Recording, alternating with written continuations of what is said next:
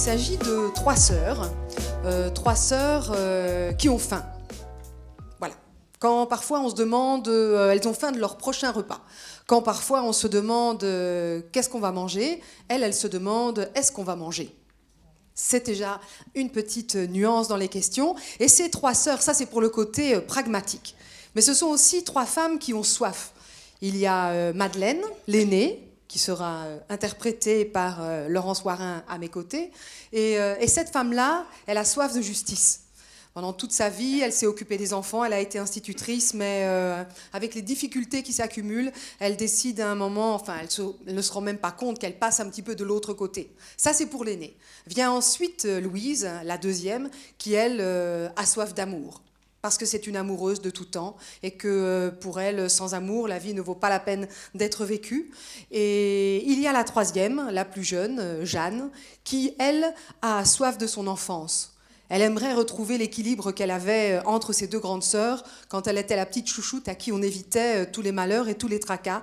Et elle ne rêve que d'une chose, c'est de retrouver cet équilibre-là. Sauf que, quand commence la pièce, Louise, donc la deuxième, vient sonner chez les deux autres parce que Louise est à la rue, n'a plus rien, et elle vient chercher refuge, amour, protection, un toit, peut-être une assiette, quelque chose. Et quand Louise arrive et réussit à réintégrer la maison familiale, l'aînée va mettre en garde le spectateur. Il y a un problème, c'est que quand les deux autres se trouvent réunis, c'est la catastrophe assurée. Une fois réunies, elles ont la fâcheuse tendance à inventer des solutions qui sont pires que les problèmes.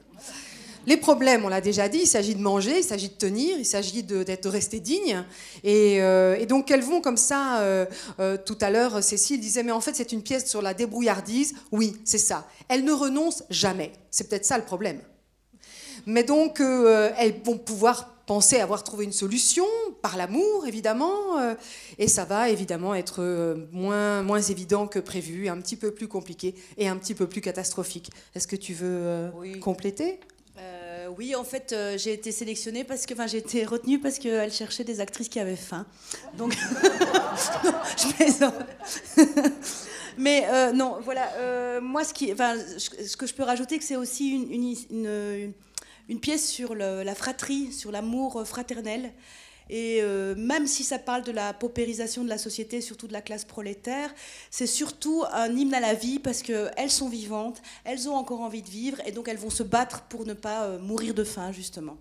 Et il y a énormément d'humour et on a déjà travaillé un peu en lecture, on rit beaucoup. Et voilà, c'est tout ce que j'ai à rajouter.